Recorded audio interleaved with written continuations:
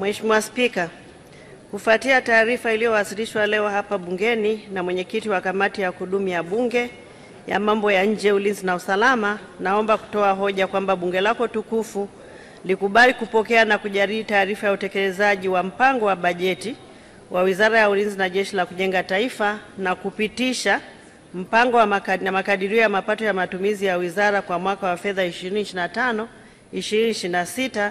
Pia naomba hotuba yote kama ilivyowasilishwa iingizwe katika Hansard. Mheshimiwa Spika, awali ya yote napenda kumshukuru Mwenyezi Mungu mwingi wa rehema kwa kutujalia uzima na afya na kutuwezesha kukutana wakati nchi yetu ikiwa katika hali ya amani, utulivu na usalama. Mheshimiwa Spika, kipekee nitumie fursa hii kumpongeza sana Mheshimiwa Dr. Samia Suluhu Hassan, Rais wa Jamhuri ya Muungano wa Tanzania na Amiri Jeshi Mkuu, kwa kuchaguliwa kuwa mgombea wa urais wa Jamhuri ya Muungano wa Tanzania, pamoja na Mheshimiwa Hussein Ali Hassan Mwinyi, Rais wa Zanzibar, kwa kuwa mgombea wa urais wa Zanzibar katika uchaguzi mkuu ujao utakaofanyika Oktoba 2025. Kuchaguliwa kwao ni kielelezo cha imani kubwa walionao wana CCM kwa viongozi hawa kutokana na uongozi wao mahiri na imara unaozingatia maslahi ya taifa. Nitumie fursa hii kuwaomba Watanzania wote kuendelea kuwaunga mkono na kuamini viongozi hawa kwa mustakabali wa maendeleo ya nchi yetu. Mheshimiwa Spika, nitumie pia fursa hii kumpongeza Mheshimiwa Dr. Emmanuel John Nchimbi, Katibu Mkuu wa CCM, kwa kuteuliwa kuwa mgombea mwenza wa nafasi ya urais ya Jamhuri ya Muungano wa Tanzania katika uchaguzi mkuu ujao. Mheshimiwa Dr. Nchimbi ni mwanadiplomasia na mwanasiasa mwenye uzoefu mkubwa ndani ya Chama cha Mapinduzi, ndani ya nchi na hata kimataifa. Mheshimiwa Spika, kwa kutambua kuwa huu ni mkutano wa mwisho wa bunge hili kabla ya uchaguzi mkuu mwezi Oktoba 2025, kwa unyenyekevu mkubwa napenda kumshukuru kwa dhati Mheshimiwa Dr. Samia Suluhu Hassan, Rais wa Jamhuri ya Muungano wa Tanzania na Amiri Jeshi Mkuu, kwa kuniamini na kuniteua kuwa mbunge mwezi Septemba mwaka 2021 na kuniteua kuwa waziri wa Ulinzi na Jeshi la Kujenga Taifa mara mbili, na nikiwa mwanamke wa kwanza katika historia ya Jamhuri ya Muungano wa Tanzania tangu kupata uhuru. Hii ni heshima kubwa si kwangu tu, bali ni kwa wanawake wote wa Kitanzania, na ni dhamana kubwa kwangu ambayo nitaienzi siku zote za maisha yangu. Aidha, namshukuru pia kwa kuniteua kuwa waziri wa mambo ya nje na ushirikiano wa Afrika Mashariki katika kipindi cha uongozi wake. Nawashukuru sana wote walioniamini, walionipa ushirikiano na kuniwezesha kutekeleza majukumu yangu. Wanawake, tusikubali kukatishwa tamaa na tusikate tamaa. Tuoneshe kwamba tunaweza pale tunapopewa nafasi. Pia ninamshukuru kwa kuendelea kuamini Dr. Faraji Kasidi Mnyepe kuwa katibu mkuu wa Wizara ya Ulinzi na Jeshi la Kujenga Taifa na Jenerali Jacob John Mkunda kuwa mkuu wa majeshi ya ulinzi. Mheshimiwa Spika, kwa namna ya kipekee nampongeza Mheshimiwa Dr. Samia Suluhu Hassan, Rais wa Jamhuri ya Muungano wa Tanzania na Amiri Jeshi Mkuu, kwa kuimarisha Wizara ya Ulinzi na Jeshi la Kujenga Taifa na taasisi zake, hususan Jeshi la Ulinzi la Wananchi wa Tanzania, na kwa kuhakikisha kuwa taifa letu linaendelea kuwa na amani, ni imara na lenye utulivu na mshikamano. Vilevile napenda kuwashukuru Mheshimiwa Dr. Philip Isdori Mpango, Makamu wa Rais wa Jamhuri ya Muungano wa Tanzania, Mheshimiwa Dr. Hussein Ali Mwinyi, Rais wa Zanzibar na Mwenyekiti wa Baraza la Mapinduzi, Mheshimiwa Kassim Majaliwa Mbunge, Waziri Mkuu wa Jamhuri ya Muungano wa Tanzania, na Mheshimiwa Doto Mashaka Biteko, Naibu Waziri Mkuu na Waziri wa Nishati, kwa uongozi wao makini na kwa miongozo mbalimbali wanayonipatia katika kutekeleza majukumu wa wizara ninayoiongoza. Mheshimiwa Spika, napenda kukupongeza wewe binafsi Mheshimiwa Dr. Tulia Ackson Mwansasu, mbunge, kwa kuliongoza bunge kwa weledi na viwango vya hali ya juu. Vilevile nampongeza Mheshimiwa Musa Azam Zungu, Naibu Spika, pamoja na waheshimiwa wenye viti wa kamati za kudumu za bunge kwa kuendelea kuliongoza bunge hili kwa umakini na weledi. Pia nawashukuru mawaziri wenzangu, manaibu waziri, kwa wote kwa ushirikiano wanaonipatia katika kutekeleza majukumu yangu. Mheshimiwa Spika, napenda pia kutumia nafasi hii kuishukuru kwa dhati kamati ya kudumu ya Bunge ya mambo ya nje, ulinzi na usalama inayoongozwa na Mheshimiwa Vita Rashid Kawawa akisaidiwa na makamu mwenyekiti Mheshimiwa Vincent Paul Mbogo pamoja na wajumbe wa kamati kwa maoni na ushauri wanaoendelea kutupatia, ikiwa ni pamoja na katika maandalizi ya bajeti hii ambayo ninaiwasilisha. Maoni yao na maelekezo yao tumeyazingatia na yametusaidia sana katika kuboresha makadirio ya bajeti ya mwaka wa fedha 2025-2026 ninayoiwasilisha hapa bungeni leo.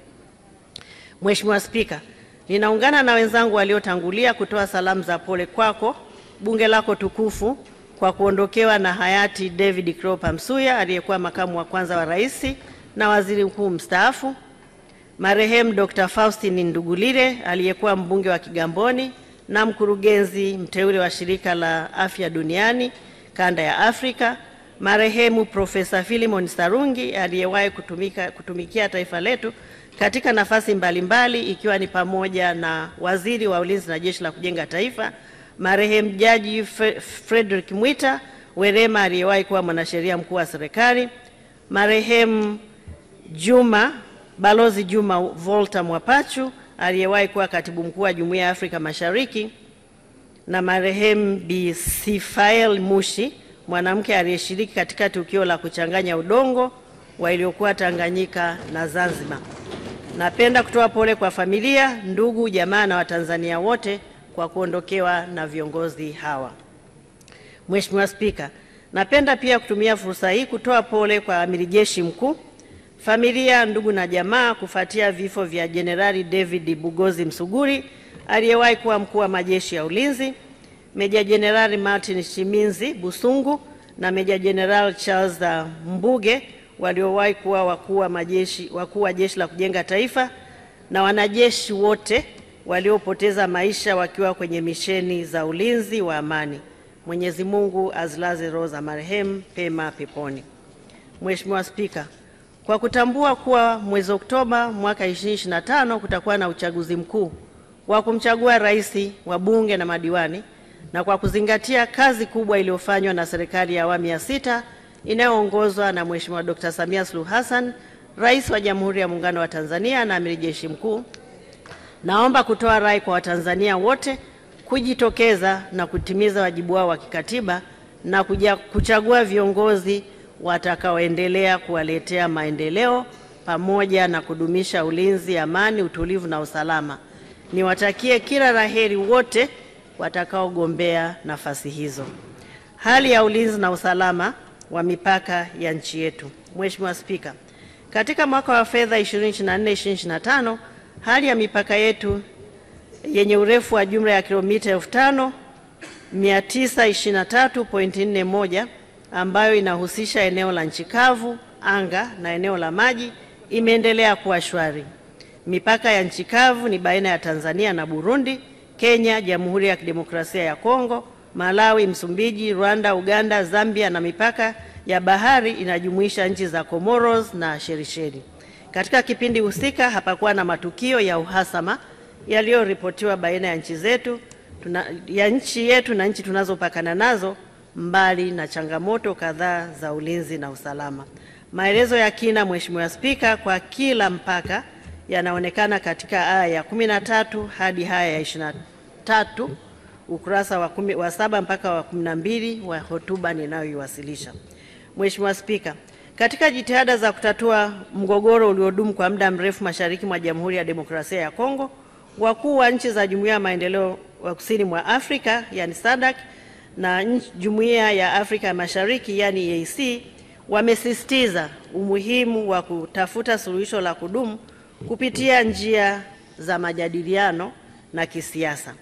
Kufuatia msisitizo huu, wakuu wa nchi za SADC walifikia uamuzi wa kuondoa vikosi vya kijeshi vya SADC nchini DRC ili kupisha michakato ya kisiasa na majadiliano. Mheshimiwa Spika, kupitia bunge lako tukufu, naomba kutoa taarifa kuwa vikosi vyetu vinaendelea kurejea salama kabisa.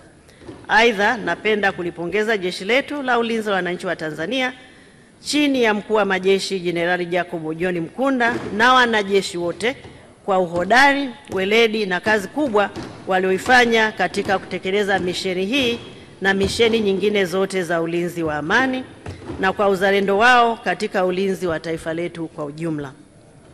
Kipekee na kwa heshima kubwa, naomba kumshukuru na kumpongeza Mheshimiwa Dr. Samia Suluhu Hassan, Rais wa Jamhuri ya Muungano wa Tanzania na Amiri Jeshi Mkuu, kwa uongozi wake mahiri katika kusimamia ulinzi na amani akiwa Amiri Jeshi Mkuu wa Jamhuri ya Muungano wa Tanzania, lakini pia mwenyekiti wa asasi ya siasa, ulinzi na usalama ya Jumuiya ya Maendeleo Kusini mwa Afrika.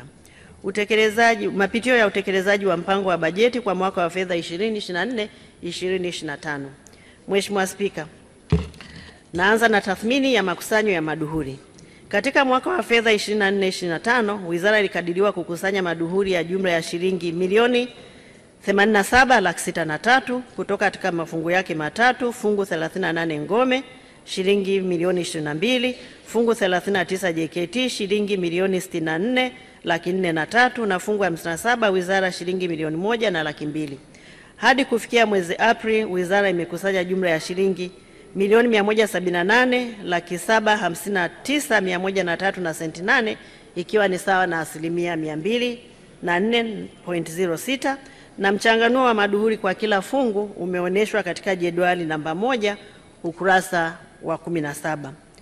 Upo utofauti mkubwa katika fungu 57 ambao umetokana na malipo ya deni la ukodishaji wa minara ya simu, yakiwa ni malipo ya mara moja. Hali hiyo haitarajiwi kujitokeza tena na kuathiri maduhuli yanayofuata. Tathmini ya utekelezaji wa bajeti ya matumizi ya kawaida na maendeleo. Mheshimiwa Spika, katika bajeti ya mwaka wa fedha 2024-2025, wizara iliidhinishiwa jumla ya shilingi trilioni 3,326,230,419, na kati ya fedha hizo shilingi trilioni 3,800,812,907 ni kwa ajili ya matumizi ya kawaida na shilingi bilioni 317,417,512 kwa ajili ya shughuli za maendeleo kama ifuatavyo. Fungu 38 ngome liliidhinishiwa fedha za matumizi ya kawaida shilingi trilioni 2,491,439,934 kwa shughuli za maendeleo bilioni 48,867,636. Fungu 39 JKT matumizi ya kawaida shilingi bilioni 490,652,279 na shughuli za maendeleo shilingi bilioni 8,549,876. Fungu 57 wizara matumizi ya kawaida shilingi bilioni 26,720,694 na shughuli za maendeleo shilingi bilioni 260. Muhtasari wa mchanganuo wa bajeti kwa kila fungu umeainishwa katika jedwali namba 2 ukurasa wa 19. Fedha zilizopokelewa kuanzia Julai 2024 hadi April 2025 ni kama ifuatavyo. Hadi kufikia April 2025, wizara ilipokea jumla ya shilingi trilioni 2,605,257,552,583.97 ikiwa ni sawa na asilimia 78.3 ya bajeti iliyoidhinishwa, na kati ya fedha hizo shilingi trilioni 2,471,428,28,629 na senti 64 ikiwa ni sawa na asilimia 82.5 matumizi ya kawaida, na shilingi bilioni 133,193,523,954 na senti 33 sawa na asilimia 42 kwa shughuli za maendeleo. Kati ya kiasi hiki, fungu 38 ngome limepokea shilingi trilioni 2 bilioni 42,175,184,281.75 sawa na asilimia 81.99 kwa matumizi ya kawaida, na shilingi bilioni 12,363,521,537 na senti 7 sawa na asilimia 25.5 kwa shughuli za maendeleo. Fungu 39 JKT limepokea shilingi bilioni 407 milioni 35,433,833 na senti 3 sawa na asilimia 82.96 kwa matumizi ya kawaida, na maendeleo shilingi bilioni 8,549,876 sawa na asilimia 100 kwa shughuli za maendeleo, na fungu 57 wizara limepokea bilioni 22 milioni 40,410,514 na senti 86 sawa na asilimia 82.48 kwa matumizi ya kawaida, na shughuli za maendeleo bilioni 112 milioni 503 126,416 na senti 63 sawa na asilimia 43.27. Muhtasari wa mchanganuo wa mapokezi ya fedha kwa mafungu yote umeainishwa katika jedwali namba 3 ukurasa wa 21. Mheshimiwa Spika, katika kipindi cha kuanzia Julai 2024 hadi April 2025, fungu 57 wizara imepokea uhamisho wa fedha kiasi cha shilingi trilioni 1 bilioni 254 milioni 538 laki 7 na 35,667 kugharimia miradi ya maendeleo, na kati ya fedha hizo shilingi trilioni 1 bilioni 185 milioni 270 laki 693,919 zimetolewa kugharimia ununuzi wa zana na vifaa vya medani kwa matumizi ya Jeshi la Ulinzi la Wananchi wa Tanzania, na shilingi bilioni 65 milioni 268 41,751 na senti 6 kugharimia deni la kimkataba, na hivyo kufanya jumla ya bajeti ya fedha za maendeleo kuwa shilingi trilioni 1 bilioni 514 milioni 538 laki 7 35,667 kwa fungu 57. Wizara pia imepokea uhamisho wa fedha wenye jumla ya shilingi bilioni 103 milioni 92 29,422 na senti 93 kwa fungu 38 ngome kwa ajili ya kugharimia ununuzi wa zana na vifaa, na hivyo kufanya jumla ya fedha za maendeleo kuwa shilingi bilioni 151 milioni 959 laki 6 na 65,422.93 kwa fungu 38. Mheshimiwa Spika, vile fungu 38 ngome imepokea uhamisho wa fedha wenye jumla ya shilingi bilioni 133 milioni 668 laki 246,972 na senti 6 kwa matumizi mengineyo, na hivyo kufanya jumla ya fedha za matumizi mengineyo kuwa shilingi bilioni 242 milioni 971 laki 255 na 37 na point 6. Fedha hizo zimetumika kugharimia operation maalum nchini Msumbiji, ununuzi wa mafuta na zana na vifaa vinavyotumika kwa ajili ya mazoezi ya medani, maadhimisho ya siku ya kumbukumbu ya mashujaa, malipo ya madeni ya matibabu, ununuzi wa mavazi pamoja na kugharimia chakula cha kuruti. Matumizi ya fedha za kawaida.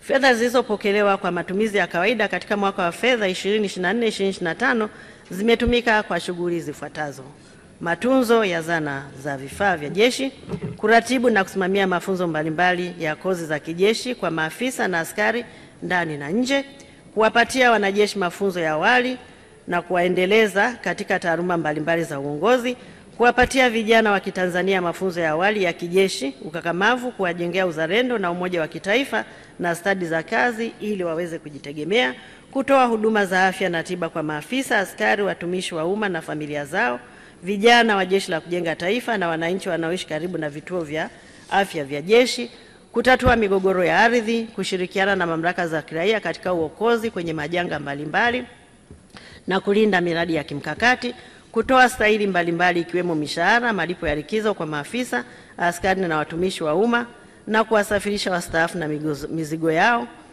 kuimarisha utawala bora na kuimarisha ushirikishwaji wa watumishi. Mafunzo na mazoezi ya kijeshi. Mheshimiwa Spika, katika mwaka wa fedha 2024-2025, wizara kupitia Jeshi la Ulinzi la Wananchi wa Tanzania imeendelea kutoa mafunzo mbalimbali ya kozi za kijeshi ndani na nje, na mafunzo ya awali na ya kuwaendeleza wanajeshi katika taaluma mbalimbali za uongozi. Vile jeshi lilifanya zoezi la kijeshi la kutimiza miaka 60 ya jeshi, zoezi la amani umoja kwa kushirikiana na jeshi la China, na mazoezi mawili kwa kushirikiana na jeshi la Marekani, na kuzialika nchi 18 ikiwemo Comoros, Djibouti, Georgia, Kenya, Madagascar, Malawi, Marekani, Mauritius, Morocco, Msumbiji, Shelisheli, Somalia, Ufaransa, Ubelgiji.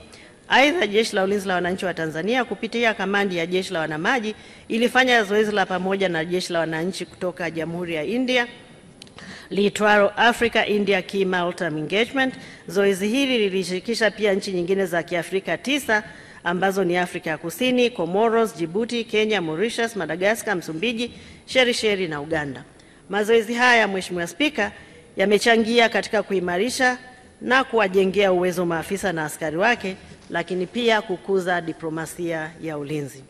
Mheshimiwa Spika, ufanisi wa mazoezi na mafunzo haya pamoja na mambo mengine hutegemea maeneo maalum yaliyotengwa kwa mazoezi husika. Naomba kupitia bunge lako tukufu kutoa rai kwa wananchi kutovamia maeneo ya Jeshi la Ulinzi la Wananchi Tanzania, kwani kufanya hivyo ni kuhatarisha maisha yao, lakini pia kuhatarisha usalama wa taifa na kukwamisha shughuli muhimu za kuliweka tayari jeshi letu kukabiliana na matishio yanayoweza kujitokeza. Mheshimiwa Spika, kupitia bunge lako tukufu, napenda pia kuwashukuru Mheshimiwa Vincent Paulo Mbogo, mbunge wa Nkasi Kusini, Mheshimiwa Joseph Anania Tadayo, mbunge wa Mwanga, na Mheshimiwa Antipas Denu Mungungusi, mbunge wa Malinyi, kwa uzalendo wao wa hali ya juu na kuwezesha upatikanaji wa maeneo katika majimbo yao kwa ajili ya shughuli za Wizara ya Ulinzi na Jeshi la Kujenga Taifa, hususan Jeshi la Ulinzi la Wananchi wa Tanzania na JKT. Tunawashukuru sana waheshimiwa wabunge kupitia bunge lako tukufu. Mheshimiwa Spika, matengenezo na matunzo ya zana na mitambo. Mheshimiwa Spika, katika kipindi husika, wizara kupitia Jeshi la Ulinzi la Wananchi wa Tanzania imeendelea kufanya matengenezo na matunzo ya zana na vifaa mbalimbali ili kuimarisha jeshi, ikiwemo matengenezo na matunzo ya ndege vita na helikopta, matengenezo na maboresho ya rada, matengenezo ya magari ya deraya na silaha mbalimbali, maboresho ya magati na vielezo, na matengenezo ya meli na boti. Vile vile ukarabati wa mitambo na mashine umefanyika katika mashirika ya Mzinga na Nyumbu, yani Tanzania Automotive Technology Center. Mafunzo ya Jeshi la Kujenga Taifa. Mheshimiwa Spika, katika mwaka wa fedha 2024-2025, wizara kupitia Jeshi la Kujenga Taifa imewapatia vijana wa Kitanzania mafunzo kupitia mujibu wa sheria na kwa kujitolea katika kambi mbalimbali za JKT. Mafunzo yao yametolewa kupitia operesheni miaka 60 ya Muungano, ambapo jumla ya vijana 34,000 wa mujibu wa sheria walipatiwa mafunzo, wavulana wakiwa ni 24,880 na wasichana 9,120, na vile vile yametolewa kwa vijana wa kujitolea kupitia operesheni miaka 60 ya Muungano, ambapo jumla ya vijana 12,000 wamepatiwa mafunzo, wavulana wakiwa 8,433 na wasichana 3,567. Mheshimiwa Spika, katika kuhakikisha kuwa wahitimu wote wa kidato cha 6 wanapata fursa ya kujiunga na mafunzo ya JKT, miundombinu ya makambi imeendelea kuboreshwa, ambapo hadi mwaka huu 2025 JKT imefikia uwezo wa kuchukua vijana 60,000 ikilinganishwa na uwezo wa kuchukua vijana 40,000 mwaka 2021.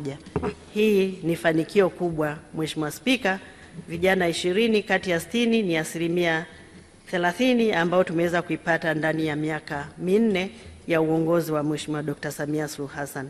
Aidha, mpango uliopo ni kuendelea kuboresha miundombinu na kufungua makambi mapya ili kulipa Jeshi la Kujenga Taifa uwezo wa kuchukua vijana 120,000 ifikapo mwaka 2031, na hivyo kuwezesha wahitimu wote wa kidato cha 6 kupata fursa ya kujiunga na Jeshi la Kujenga Taifa kwa mujibu wa sheria. Mheshimiwa Spika, napenda pia kutumia fursa hii kulitaarifu bunge lako tukufu pamoja na umma wa Tanzania kwamba mafunzo haya yameendelea kuwajengea uzalendo, ukakamavu, umoja wa kitaifa, kuwapatia stadi za kazi na maisha katika nyanja mbalimbali, ili wakimaliza mafunzo yao waweze kurejea katika jamii wakiwa raia wema, wakiwa wazalendo, wakiwa wenye uhodari na wenye uwezo wa kujitegemea na kulilinda taifa lao. Nitoe rai kwa vijana wote wanaopata fursa ya kupata mafunzo haya kuwa tayari kulitumikia taifa lao na kuzitumia stadi walizozipata kwa kujiajiri na kujitegemea. Mheshimiwa Spika, napenda pia kulitaarifu bunge lako tukufu kuwa kulingana na kifungu cha 3 kifungu kidogo cha 2B cha sheria ya Jeshi la Kujenga Taifa sura 193 toleo la urekebu la mwaka 2002, JKT inatakiwa kutoa mafunzo kwa vijana ili kuwawezesha kuwa na sifa za kuandikishwa katika Jeshi la Ulinzi la Wananchi wa Tanzania. Aidha, kifungu cha 29 kifungu kidogo cha kwanza cha sheria ya Ulinzi wa Taifa sura 192 toleo la urekebu la mwaka 2002 kinaainisha sifa za kuandikishwa katika Jeshi la Ulinzi la Wananchi wa Tanzania ambazo ni kwanza, awe raia wa Tanzania, awe na tabia na mwenendo mzuri, awe na umri usiopungua miaka 18, awe na akili timamu, na pia awe amekizi vigezo vitakavyowekwa na mkuu wa majeshi kadri atakavyoona inafaa. Awe amekizi vigezo vitakavyowekwa na mkuu wa majeshi kadri atakavyoona inafaa. Aidha, kulingana na kifungu cha 148 kifungu kidogo cha Katiba ya Jamhuri ya Muungano wa Tanzania ya mwaka 1977 kama ilivyofanywa marekebisho mara kwa mara, Jeshi la Ulinzi la Wananchi wa Tanzania hupokea amri kutoka kwa Amiri Jeshi Mkuu na si vinginevyo. Na kifungu cha 5 cha sheria ya Ulinzi wa Taifa kimeainisha maeneo ambayo Waziri wa Ulinzi na Jeshi la Kujenga Taifa amekasimiwa mamlaka na Amiri Jeshi Mkuu. Na tangu kuanzishwa kwake, Jeshi la Ulinzi wa Wananchi wa Tanzania hapo tarehe 1 Septemba mwaka 1964 limeendelea kutekeleza majukumu yake kwa umakini mkubwa. Hata pale palipotokea matishio hayo yaliweza kudhibitiwa kwa wakati na ipasavyo.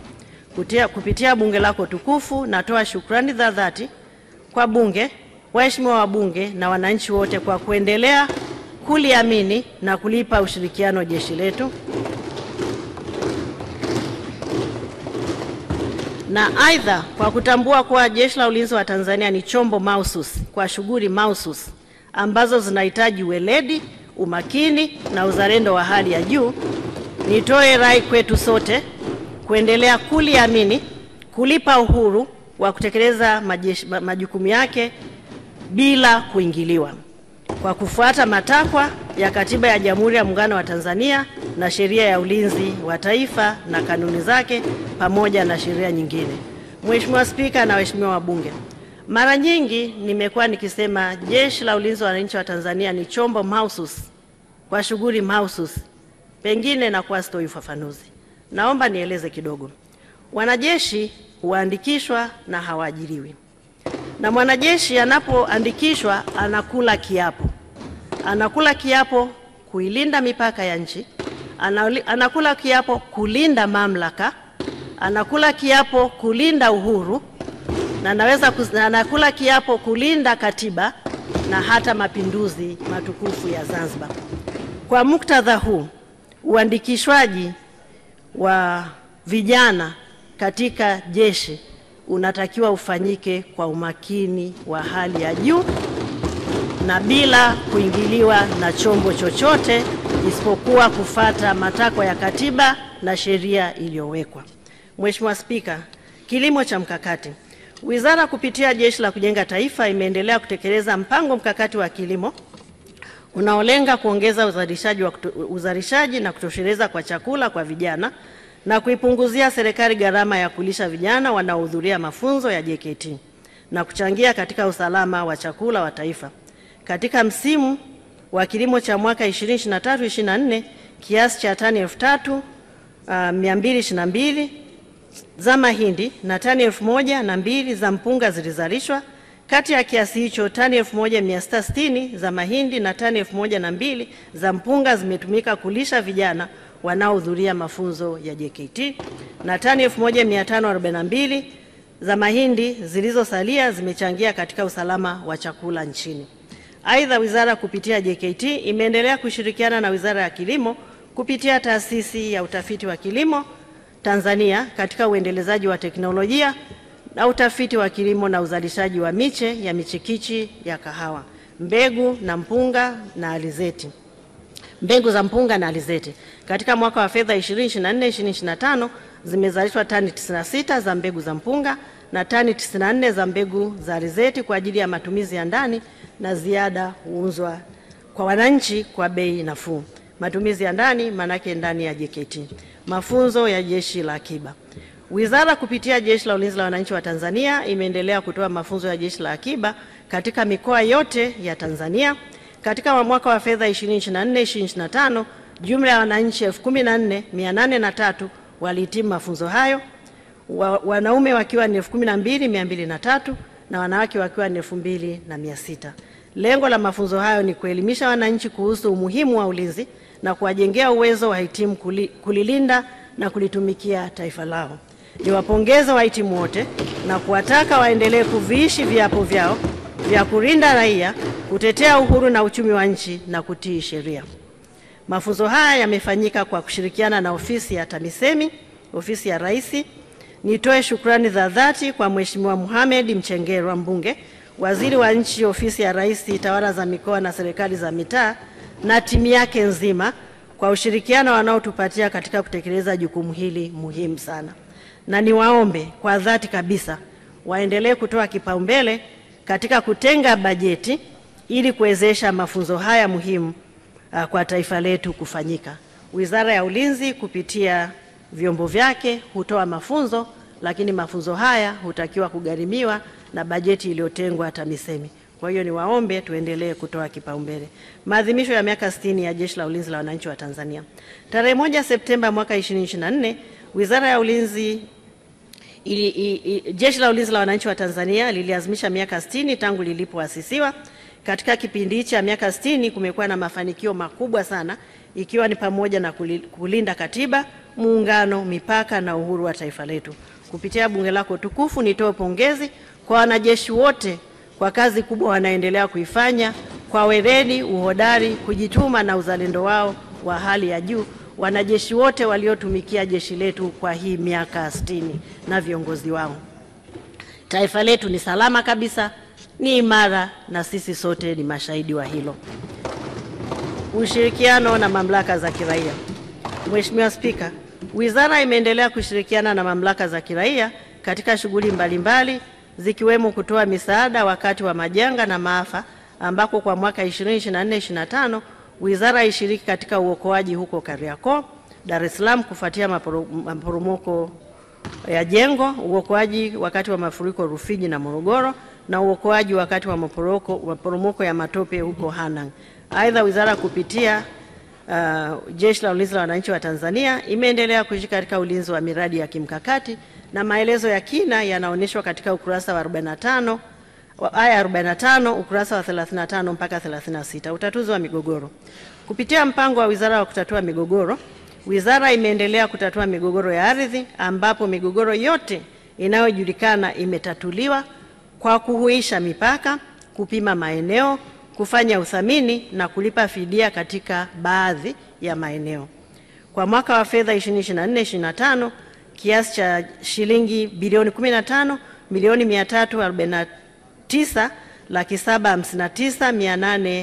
15,349,759,858 zimelipwa kama fidia kwa maeneo 9 ya vikosi, vyuo, shule na minara 17 katika mikoa 9. Taarifa kamili kuhusu maeneo ambayo mipaka imeuishwa, ardhi imepimwa na fidia imelipwa inaonyeshwa katika jedwali namba 4 ukurasa wa 43 mpaka ukurasa wa 45. Wizara kwa kushirikiana na Wizara ya Fedha inaendelea na taratibu za kulipa fidia katika maeneo ambayo wananchi hawajalipwa. Maeneo hayo yanaonekana katika jedwali namba 5 ukurasa wa 46. Utunzaji wa mazingira. Mheshimiwa Spika, wizara imeendelea kuchukua hatua mahususi ili kutimiza azma ya Mheshimiwa Rais wa Jamhuri ya Muungano wa Tanzania ya utunzaji wa mazingira na matumizi ya nishati safi. Katika mwaka wa fedha 2024-2025, wizara na taasisi zake imeweza kupanda miti mipya katika maeneo yenye ukubwa wa ekari 964.9. Vile vile wizara imeendelea na utunzaji wa fukwe katika mikoa ya Dar es Salaam, Tanga na Mtwara ili kuzuia mmomonyoko wa ardhi. Kuhusu matumizi ya nishati safi, Mheshimiwa Spika, Jeshi la Ulinzi wa Wananchi wa Tanzania na kambi zake zinazolisha zaidi ya watu 100. Ya matumizi haya ya nishati safi yamefikia 92%, Jeshi la Kujenga Taifa 98%, Shirika la Mzinga 98% na Shirika la Nyumbu 98%. Kama unavyoona Mheshimiwa Spika, tuko takribani 100% kulingana na maelekezo ya serikali, ambapo tulielekezwa kufikia mwezi wa 6 tuwe tumefikia 100%. Aidha, matumizi ya nishati safi yamekuwa na mafanikio makubwa, ikiwa ni pamoja na kuokoa kiasi cha shilingi trilioni 2 bilioni 325 na kuokoa muda katika kuandaa chakula, na muda huo kutumika katika mafunzo ya vijana, kulinda afya za wapishi. Na aidha, matumizi ya nishati safi yamekuwa shamba darasa kwa vijana wa JKT.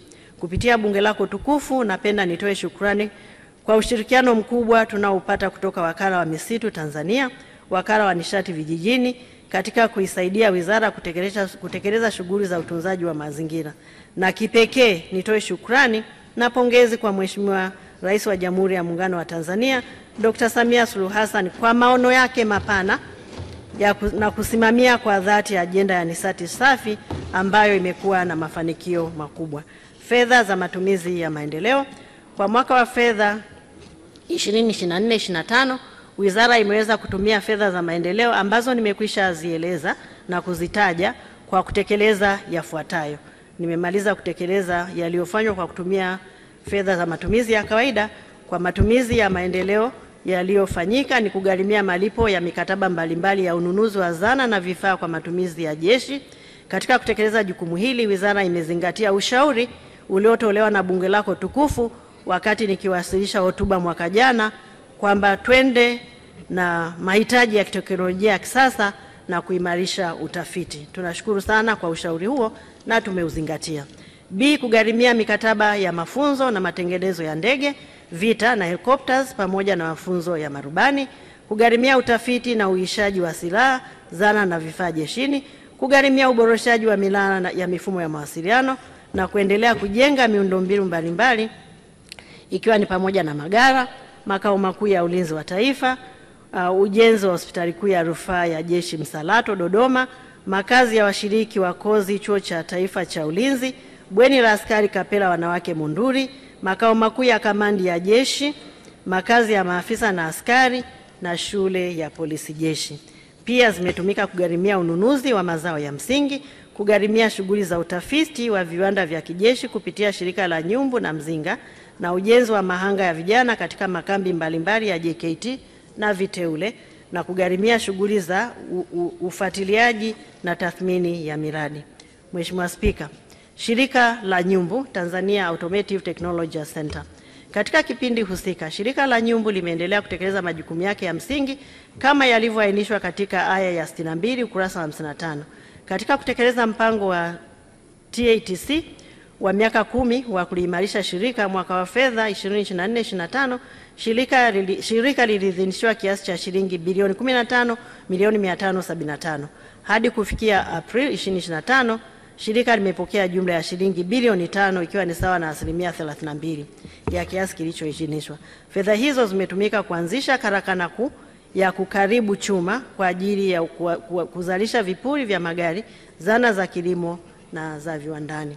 Mheshimiwa Spika, ili kuendeleza viwanda vya kijeshi, Shirika la Nyumbu limekamilisha taratibu za kuingia ubia kwa ajili ya kuanzisha kiwanda cha kuunganisha magari na kampuni ya Straight Group kutoka Umoja wa Nchi za Falme za Kiarabu. Ubia huu ni wa aina yake, ambapo kwa mara ya kwanza viwanda vya kijeshi vinakuwa na ubia na sekta binafsi nchini Tanzania. Huu ni utaratibu unaotumika katika nchi zilizoendelea katika viwanda vya kijeshi na hauwezi kuepukika. Historia imeandikwa na Dr. Samia Suluhu Hassan, Rais wa Jamhuri ya Muungano wa Tanzania na Amiri Jeshi Mkuu. Manufaa yatakayopatikana kutokana na ubia huu wa kimkakati ni kuongeza mitaji, kuongeza ajira, kupata teknolojia na kuimarisha uwezo wa kuunda magari ya deraya na ya kiraia kwa matumizi ya ndani na kuuza nje. Shirika la Mzinga. Mheshimiwa Spika, Shirika la Mzinga limeendelea kutekeleza majukumu yake ya msingi kama yalivyoainishwa katika aya ya 66 ukurasa wa 58 Na katika mwaka wa fedha shirika liliidhinishiwa kiasi cha shilingi bilioni 6, ambapo hadi kufikia 2025 shirika limepokea shilingi bilioni 2 sawa na asilimia 33.33 kwa ajili ya ununuzi wa zana na mashine zitakazotumika katika uzalishaji wa mazao ya msingi. Mheshimiwa Spika, ili kujiimarisha katika viwanda vya kijeshi, Wizara kupitia shirika la Mzinga imeendelea na maandalizi ya kuanzisha kiwanda kipya cha uzalishaji wa mazao ya msingi Mzinga 2. Utekelezaji wake utawezesha shirika kutumia teknolojia ya kisasa na hivyo kuongeza ufanisi na upatikanaji wa uhakika wa mazao ya msingi kwa matumizi ya ndani na ziada kuuzwa nje na kuongeza mapato ya shirika ya serikali na kuchangia katika upatikanaji wa fedha za kigeni. Shirika la uzalishaji mali SUMA JKT. Shirika limeendelea kuchangia gharama za kuendesha shughuli za malezi ya vijana ikiwa ni pamoja na ukarabati miundombinu, kutoa mitambo katika skimu za umwagiliaji wa kilimo cha mkakati na kutoa mafunzo ya vitendo. Mwaka wa fedha 2025/26 shirika limepanga kujenga mabweni 14 yenye uwezo wa kuchukua vijana 1120 ambayo yatagharimu jumla ya shilingi bilioni 1 shilingi bilioni 1 milioni 242. Mheshimiwa Spika, shirika limeendelea na shughuli za kiuchumi katika maeneo mbalimbali ikiwa ni pamoja na katika sekta ya ujenzi, viwanda, kilimo, ufugaji, uvuvi, biashara, huduma na ujenzi. Na katika mwaka wa fedha 2024/2025 shirika limetoa gawio la shilingi bilioni 1 milioni 34,550,000 kwenda mfuko mkuu wa serikali hazina. Shirika pia limeimarisha ulinzi wa kimkakati katika kampuni zake tanzu, kampuni yake tanzu ya ulinzi ya SUMA JKT Guard, ambapo hadi sasa limeanza kutoa huduma wa ulinzi katika vituo vya treni ya kisasa yani SGR, bomba la mafuta ghafi la Afrika Mashariki EACOP na katika taasisi mbalimbali za serikali. Miradi ya kimkakati kama hii haina budi kulindwa na taasisi zetu. Mafunzo ya usalama na strategia. Mheshimiwa Spika, Wizara kupitia Chuo cha Taifa cha Ulinzi Tanzania imeendelea kutoa mafunzo ya ulinzi na usalama na strategia kwa maafisa na vyombo vya ulinzi na usalama, ambapo maafisa waandamizi pamoja na maafisa waandamizi katika utumishi wa umma. Mwaka wa fedha 2024/2025 washiriki 61 wamehudhuria kozi ndefu, washiriki 150 wamehudhuria kozi fupi. Mafunzo haya yamekuwa na mafanikio makubwa kwa washiriki wa kozi kwa kuwawezesha kupata maarifa juu ya ulinzi na usalama wa taifa, kisera na kistrategia. Mafunzo haya yanahusisha pia washiriki kutoka nchi rafiki, na katika kipindi husika mafunzo yametolewa kwa washiriki kutoka Afrika ya Kusini, Burundi, Eswatini, Ethiopia, India, Kenya, Malawi, Misri, Namibia, Nigeria, Rwanda, Sierra Leone, Uganda, Zambia na Zimbabwe. Ushirikiano wa kiulinzi kimataifa. Mheshimiwa Spika, Wizara kupitia taasisi zake ikiwa ni pamoja na Jeshi la Ulinzi la Wananchi wa Tanzania imeendelea kushirikiana na nchi rafiki katika masuala ya ulinzi katika maeneo mbalimbali ikiwemo mafunzo, mazoezi, misaada ya kitaalamu, zana na vifaa. Vile ushirikiano umeimarishwa baina ya Jamhuri ya Muungano wa Tanzania na Umoja wa Mataifa, Umoja wa Afrika, Jumuiya ya Maendeleo Kusini mwa Afrika na Jumuiya ya Afrika Mashariki katika mafunzo, mazoezi, ubadilishanaji wa wataalamu na operesheni mbalimbali. Nchi hizo ni pamoja na Afrika ya Kusini, Angola, Algeria, Brazil, Bangladesh, Botswana, Burundi, Canada, Komoro, Ethiopia, Falme za Kiarabu, Finland, Ghana, Hispania, India, Indonesia, Israel, Jamhuri ya Watu wa China, Jordan, Kenya, Malawi, Marekani, Misri, Morocco, Msumbiji, Nigeria, Oman, Kuwait, Pakistan, Rwanda, Sri Lanka, Sweden, Ufaransa, Uganda, Uholanzi, Uingereza, Ujerumani, Urusi, Uturuki, Uswizi, Zambia na Zimbabwe. Mheshimiwa Spika, napenda kupitia bunge lako tukufu kutoa shukrani kwa nchi hizi na washirika hawa wa maendeleo, taasisi na mashirika ya kimataifa kwa ushirikiano mkubwa wanaotupatia. Ushiriki katika ulinzi wa amani. Wizara kupitia Jeshi la Ulinzi wa Wananchi wa Tanzania limeendelea kushirikiana na jumuiya za kimataifa na kikanda katika operesheni za ulinzi wa amani. Kwa sasa linaendelea kuwa na vikosi vya ulinzi wa amani katika nchi za Jamhuri ya Demokrasia ya Kongo, Jamhuri ya Afrika ya Kati, Lebanon chini ya misheni za Umoja wa Mataifa. Vile vile wizara kupitia Jeshi la Ulinzi la Wananchi wa Tanzania imeshiriki katika misheni ya amani ya Jamhuri ya Kidemokrasia ya Kongo kupitia Jumuiya ya Maendeleo Kusini mwa Afrika ambayo nimekushaeleza kamba imefikia ukingo wake mwezi Machi. Ushiriki wa Jeshi la Ulinzi la Wananchi wa Tanzania katika operesheni za ulinzi wa amani umeiwezesha nchi yetu kujenga uwezo, kuimarisha diplomasia ya ulinzi na kutimiza matakwa ya Umoja wa Mataifa, jumuiya za kikanda ya kushiriki katika ulinzi wa amani kimataifa na kikanda kama tulivyosaini mikataba mbalimbali. Mheshimiwa Spika, mafanikio haya makubwa niliyoeleza katika hotuba hii yametokana na dhamira ya dhati ya Mheshimiwa Dr. Samia Suluhu Hassan, Rais wa Jamhuri ya Muungano wa Tanzania na Amiri Jeshi Mkuu, kuimarisha Wizara ya Ulinzi na taasisi zake na kuimarisha ulinzi na amani ya taifa letu. Ushiriki katika michezo. Katika mwaka wa fedha 2024, wizara na taasisi zake imeshiriki michezo mbalimbali ikiwemo Shimiwi iliyofanyika mwezi Oktoba na ikiwemo michezo ya Mei Mosi iliyofanyika mwezi Oktoba mwaka 24 na michezo ya Mei Mosi iliyofanyika mwezi Mei mwaka 25, michezo ya mashirika ya umma na makampuni binafsi yaliyofanyika mwezi Novemba. Napenda kuwapongeza shirika la Mzinga kwa kushika nafasi ya pili na kuwa mshindi wa jumla katika michezo mbalimbali. Aidha, nawapongeza viongozi wa wizara na wachezaji wote waliowezesha wizara kushika nafasi ya pili. Wizara kupitia Jeshi la Ulinzi la Wananchi wa Tanzania na JKT imeshiriki vile vile katika michezo mingine ndani na nje ya nchi, na katika michezo hii wanamichezo wetu waliweza kupata ushindi na kuliletea taifa letu medali lakini pia na heshima kubwa. Napenda kutumia fursa hii kuwapongeza washindi wote walioshinda katika michezo hii, ikiwa ni pamoja na Sajin Alphonse Simbo aliyepata medali ya fedha katika mbio za maarufu duniani za riadha Boston Marathon, Kopro Magdalena Shauri aliyepata medali ya dhahabu katika mashindano ya michezo ya majeshi kwa nchi za Afrika, Private Joseph Panga aliyepata medali ya fedha katika mashindano ya mbio za nyika, Private King Lucas Mwajobaga aliyeibuka na ubingwa katika mashindano ya ngumi za kulipwa, Private Yusufu Changalawe aliyeiwakilisha Tanzania katika mashindano ya Olympic, na mshindi wa mashindano ya michezo ya majeshi wa nchi za Afrika na timu ya JKT Queens iliyoibuka na ubingwa katika mashindano ya ukanda wa Afrika Mashariki na Kati SEKAFA.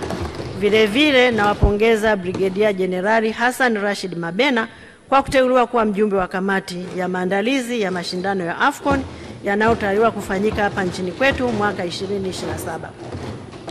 Na Meja Jenerali Mohamed Haruna Kasui aliyechaguliwa kuwa rais wa kamati ya ufundi wa mpira wa kikapu wa Baraza la Michezo ya Majeshi ya Dunia na kuwa Mtanzania na Mwafrika wa kwanza kushika nafasi hiyo tangu mwaka 1948 baraza hili lilipoanzishwa. Ni heshima kubwa na ni matokeo ya kazi ya diplomasia inayofanywa na Mheshimiwa Rais wetu. Makadirio na makusanyo ya maduhuri kwa mwaka wa fedha 2025-2027.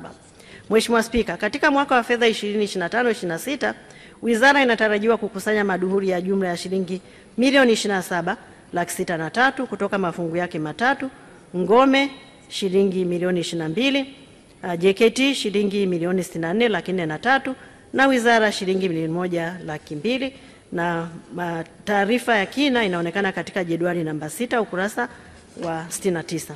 Matumizi ya kawaida na maendeleo. Katika mwaka wa fedha 2025-2026 serikali inatarajia kutenga jumla ya shilingi trilioni 3,645,912,947 kwa ajili ya matumizi ya kawaida na shughuli za maendeleo. Kati ya fedha hizo, shilingi trilioni 3,327,115,385 ni kwa ajili ya matumizi ya kawaida na shilingi bilioni 318,797,562 kwa ajili ya shughuli za maendeleo.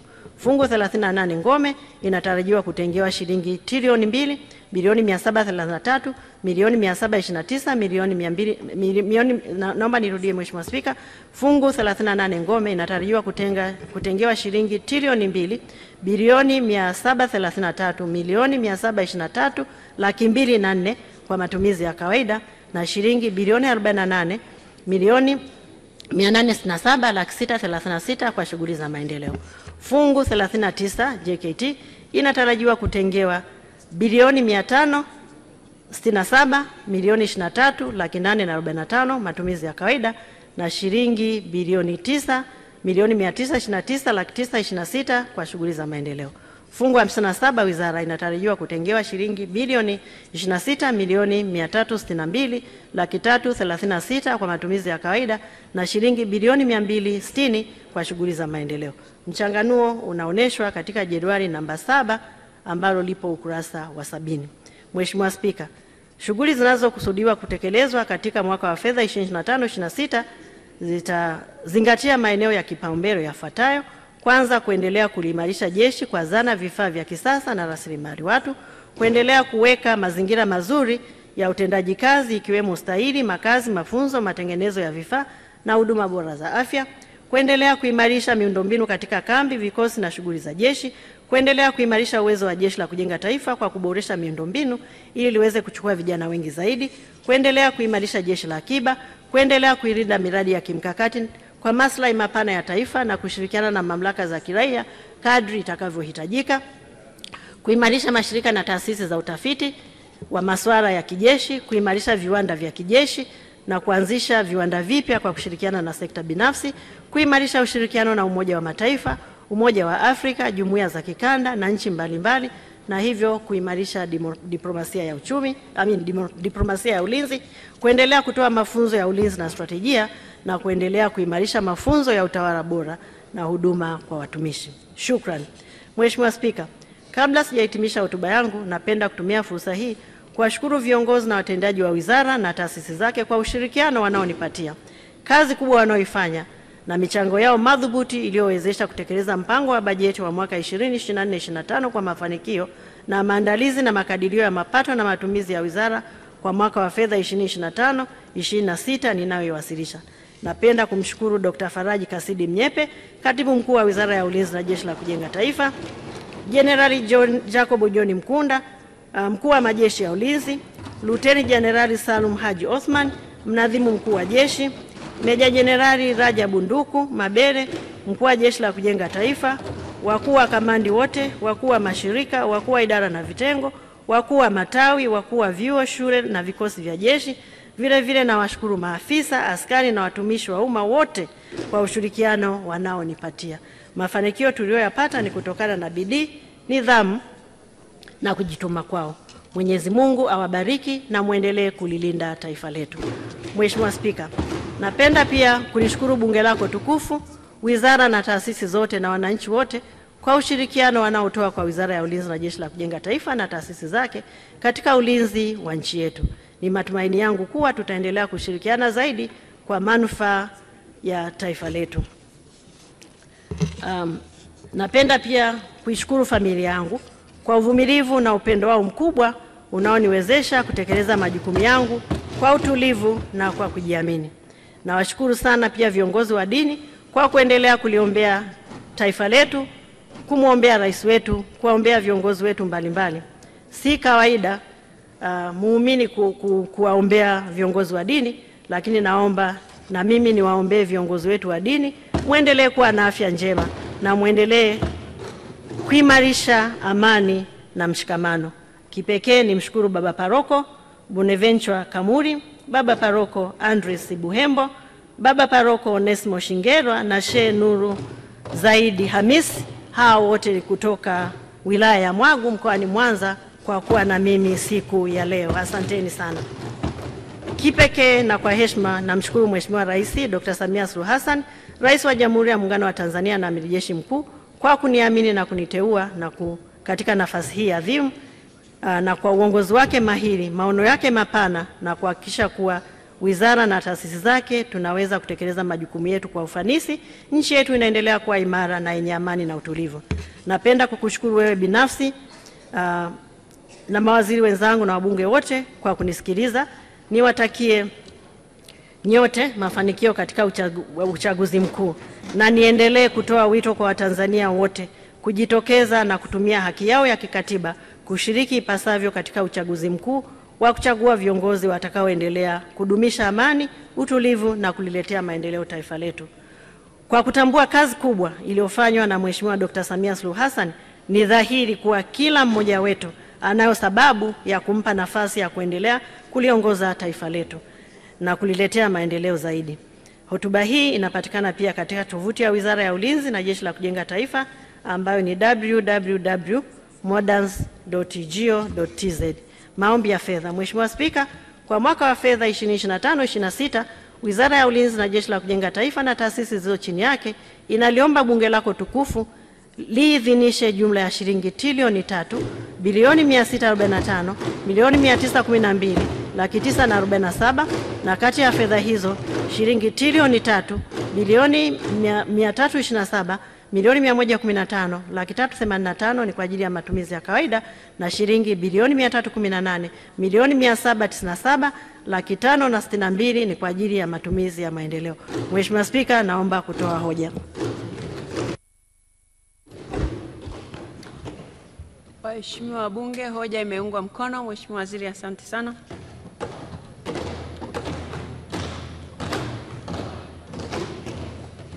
Sasa kama ilivyo ada, nimwite mwenyekiti wa kamati ya kudumu ya Bunge ya mambo ya nje, ulinzi na usalama, na kwa niaba yake Mheshimiwa Zahor Mohamed Haji anakuja kuwasilisha hoja mawazo ya kamati.